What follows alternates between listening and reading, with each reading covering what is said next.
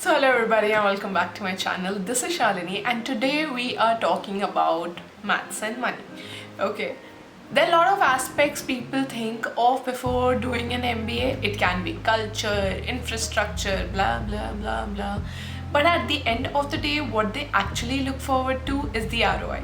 The amount they are going to put in and the amount they are going to get back, and the best case, worst case scenarios. At least I did all the maths before going in, and I'm sure if you are going forward to be joining this month or maybe next, you are curious too.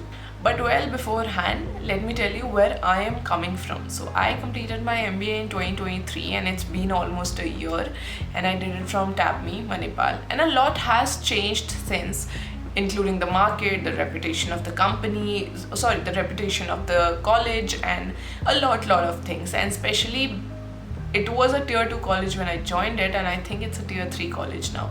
I'm not sure about that though, but I'll just talk about the maths here. Okay, so if you're somebody who's got into the IIMs, you actually worked harder than me, so maybe I'm not able to today here right now.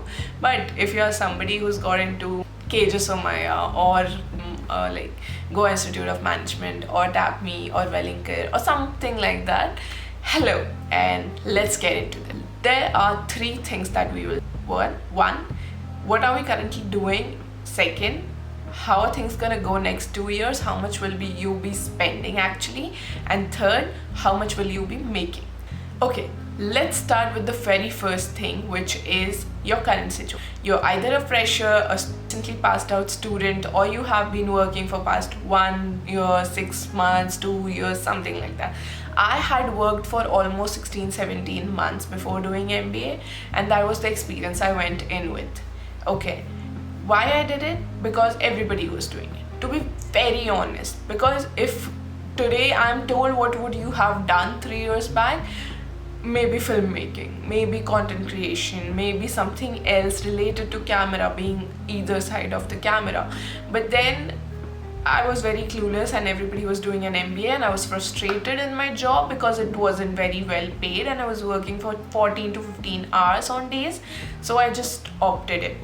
Calculation of the best case scenario. In that job, I back then calculated how much of a pay would I receive if I got promoted in this much time.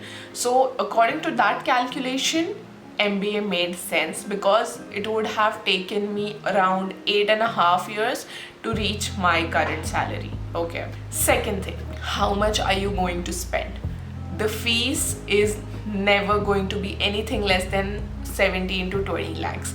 It might even increase for a few colleges, but on an average, you will be spending around 20 to 25 lakhs. So for me, the fees in a total was around 16 lakhs. Apart from that, you will be buying a laptop, you will be getting clothes, you will be eating. The hostel fees is mandatory because most of them are residential colleges, so you'll be paying a good amount in hostels. Apart from that, there are a lot of things that keep on happening and you will be spending around it. So best case scenario, you'll be spending around 22 lakhs, which I did. Worst case scenario, you'll be spending around 25 lakhs. That's now there's a scenario. There are people who come back to me saying, इतने पैसे खर्च करके तो विदेश से भी MBA कर लेते. तो no problem. Okay, I did not have the brain or the energy back then to research on it, and maybe I'll do another MBA in next 1-2, you never know. But for now, this is the math that I did and this is what I spent. Now coming to the third part, how much are you gonna make out of it? Okay, so most of the tier 2, tier 3 colleges have an average placement of 12 to 13 lakhs. Now what is this average? Let's say there is a group of 500 people. Okay, now exclude the first 100 and the last 100. Now this group of 300 people land up into jobs which CTC, it's not what you get in hand, okay? You get a CTC of something between 11 lakhs to 15 lakhs, okay? Varying between 11 to 15 depending on your experience, the kind of roles you choose. Don't be fooled to just blindly go for money. Sometimes you get stuck in jobs which you never wanted to do. So try and develop a niche, which I never did. I just sat for everything that was 15 plus. Okay, don't do that. Okay, so these are the people who land up between 11 to now. There's still 100, out of which maybe 20 to 30 are not even included in the placement reports that come out. Second things, these 100 people land up something below 10, 11 lakhs, and the plus 100 often lands a job that is beyond 15. It can be 24, it can be 32, it can be 17, but it's beyond 15. But the numbers of these getting 24, 35 is 1 or 2. Most of the time the crowd lies between 17 to 19 to 20 maximum. Okay, now in this given scenario of you will be obviously placed in a metropolitan city or a wannabe metropolitan city. I am in Hyderabad, so given all the expenditure, probably in 1.5 years, I at least will be making the amount of savings that I have spent on MBA. So I'll have in savings an amount of money that I had spent, which obviously was not mine.